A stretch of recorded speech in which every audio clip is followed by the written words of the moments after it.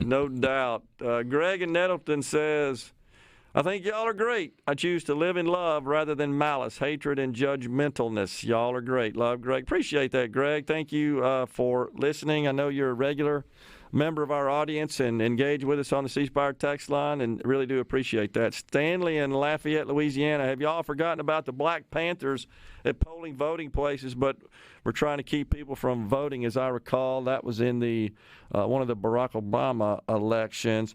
No, we hadn't forgot about that. We've talked about that before. I mean, that truly was voter suppression. I mean, there wasn't any question about that. It was a group of people that represented a special interest that were intimidating voters and virtually threatening them to walk in and cast their vote.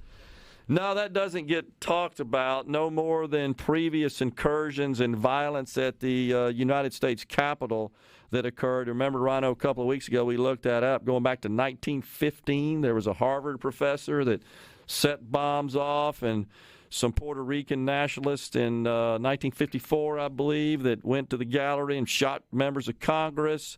Then there was the Weather Underground. We talked about that in 1973, set off a bomb below the Senate chamber. And then who could forget the situation at the congressional baseball practice where this nut showed up, Bernie Sanders supporter, and which one of the Republicans? I think you brought that out, Rhino. And okay, that's the ones I want to shoot. So those were bad deals too. Are they worse than January 6th? Not, I don't know, but to just carve out January 6th just because it's associated with Donald Trump, that's what all that was about. And let's hold a vigil. I don't know. It just seems like a double standard. Joining us now in the studio, our good friend Lucien Smith. He's an attorney at Balch and Bingham.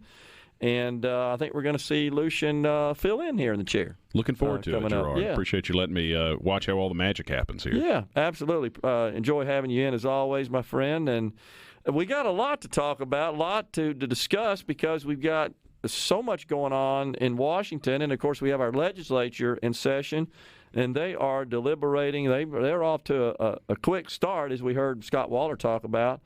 And they've got lots of stuff going on as well. So no shortage of content this time of year for us. There's a lot going on right now, that's for sure. Been a busy week. It has. All right, so we got, I'm sure you tuned in maybe to the president's speech. If not, I'm sure you reviewed much of what he said, seen the news reports and so forth. It ain't going real well for the president right now. No, it really isn't. I was amazed that he was on for that long, but impressed. I mean, I think it's good that the president be accessible, be willing to ask questions, be willing to take questions from the press. And he's been criticized for not doing a lot of it. I'll say there were plenty in that his remarks to be critical of. The part that bothered me the most was his comments that the election in November is not going to be legitimate unless this federal takeover of elections get passed. Yeah. Because, I think it's bad. I was critical of the previous president for undermining faith in elections. I think that's not something that Joe Biden should have done. It's not something that any leader should do. I mean, if there are legitimate issues that need to be addressed, they should be addressed. There's nothing wrong with at the end of an election if you've got a basis to go to court, going to court and saying something was wrong. But for the president now to say that the elections are going to be not going to be legitimate unless he gets his favored electoral policy passed by Congress, to me is really problematic. And you referenced some of this earlier. You think about the shooting that happened of the congressional Republicans several years ago. Words have consequences, and most people, I don't think, listen to what politicians say every day. Most Americans probably aren't talking about Joe Biden's remarks, and some folks hear them and kind of tune them out as typical political rhetoric. But some people hear it and take it very literally, and that's going to lead to tremendously negative consequences because the Democrats, starting with the president, many of their members, you played a great clip earlier, and then amplified by the media, are suggesting that the Republican playbook for 22 is to suppress minority participation so that we can effectively steal the results. There was a senator during the discussion about the filibuster who said that the goal was to keep the Republicans perpetually in power, which obviously is not true. But somebody's going to listen to that and think the Republic is literally under assault, that we're going to be an autocratic country that Republicans have essentially stolen from the people, and someone's going to have a violent reaction to that. And there are going to be real-world consequences for what are political lies starting all the way at the very top with the President of the United States. Yeah, and you're so right, but the thing that bothers me, Lucien, is that when we get the rhetoric ratcheted up to the point of just fabricated hyperbole, you've got this clip we played of Representative Mondaire Jones, who labeled everyone who voted to not end the filibuster, voted against that measure, as a white nationalist. Now, right. Maybe this is sort of exaggerating somewhat, but there are folks out there that may hear that and then get violent against a member of the Senate who voted in that way. That's absolutely right. I mean, if you really believe that there is a white nationalist movement that is the Republican Party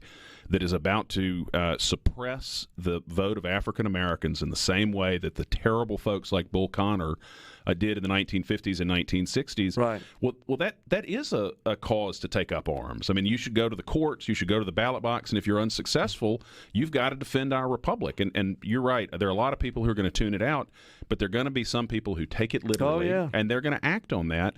And we saw it, you and I talked about it a year ago. You saw the people who did engage in the violence on January 6th. They clearly believed that they were there because they had to be.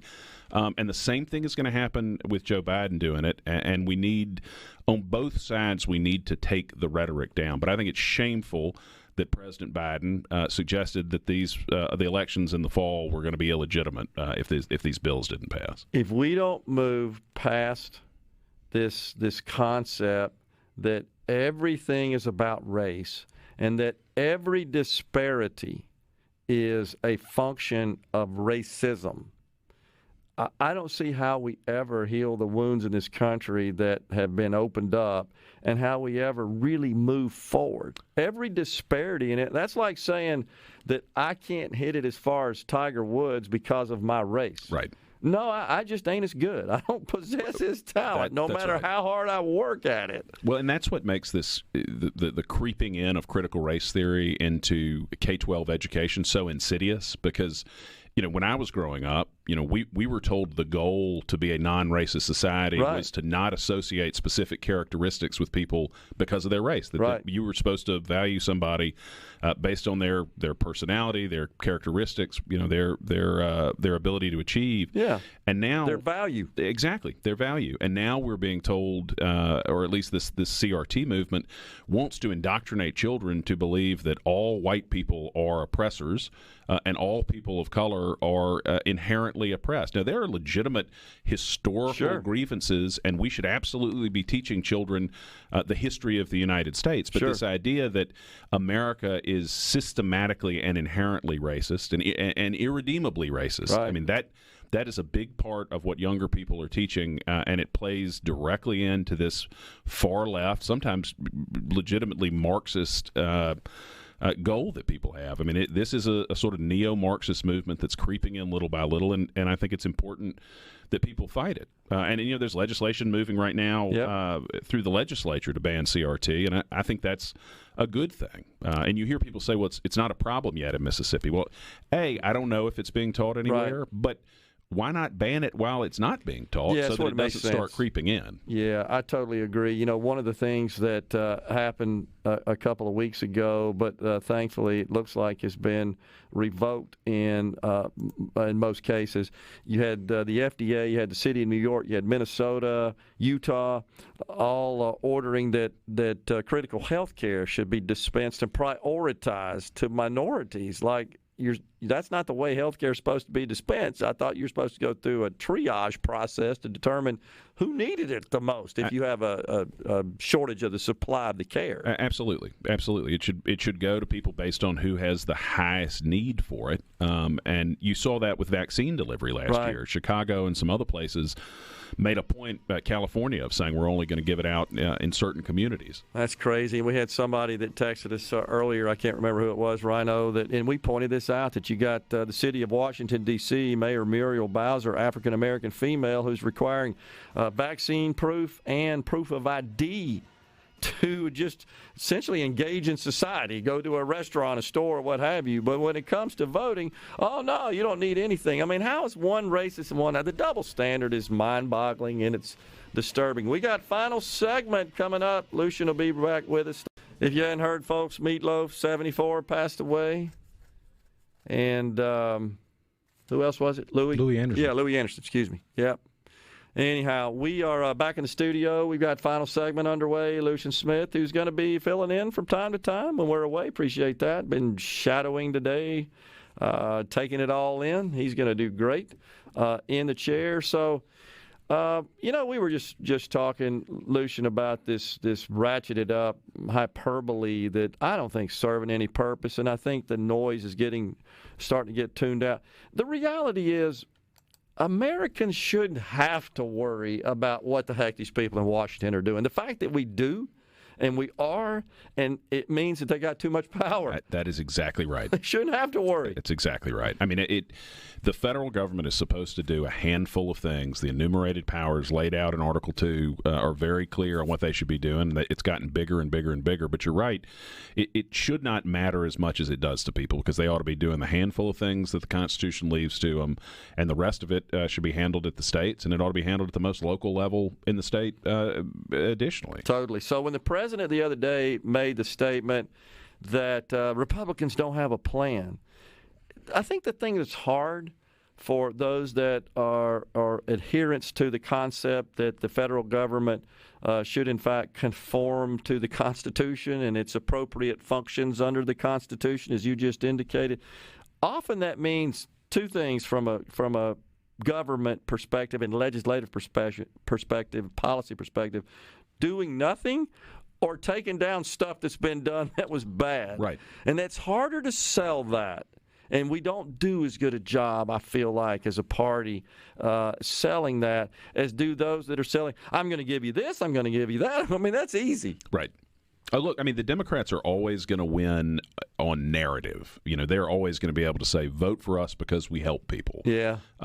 It's a much tougher sell to say we're going to shrink the size of government. That doesn't tug on the heartstrings. I mean, I would argue by shrinking the size and scope of government, you're actually helping people a great deal more than these sort of transfer programs the Democrats like so much that weigh down the economy, stifle growth, and have more people not out there working and creating businesses. So I think we end up helping people more, but that's certainly they always present a transformational agenda, and that sells in some quarters. Fortunately, It doesn't sell in most when we stick to good, solid policy. I mean, why isn't it fair to say, okay, Joe, you say the Republicans are not for anything or don't have a plan, however he said it. Well, what about the returning to the stuff that was working, such as exploiting and leveraging our vast, abundant natural resources that are there for us to consume, to function as a society? You've cut all that off. That's right. Largely driving the increased price at the pump. What about these onerous vaccine mandates that are definitely playing into the supply chain shortage, which you don't seem to acknowledge even exists? What about the tax cuts that you want to totally repeal and add more taxes, which created a vibrant economy and lowest unemployment and put money in people's pockets? I mean, that's what we're for. Right. We saw how it worked when we had Republican leadership. We're now seeing how it works when we have Democratic leadership, and I think that's why when we get to November, the Republicans are going to take back the House and the Senate. I think they've got the potential to take them back in a big way. And I frankly think it's one of, we saw this back in 2016.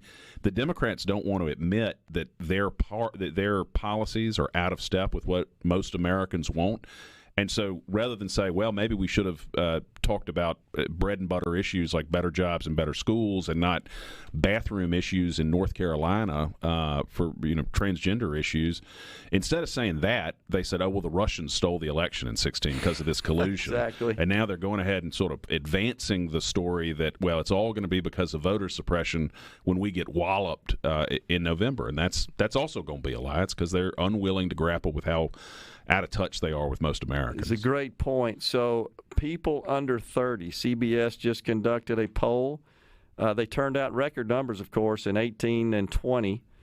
6 in 10 of them voted for Biden. Their approval rating now has dropped from 70% of the president in February to 42%, a precipitous 28-point decline over the year, and that's for people under the age of 70. And this is a CBS poll, right? So you can't say this is some rigged conservative polling outfit.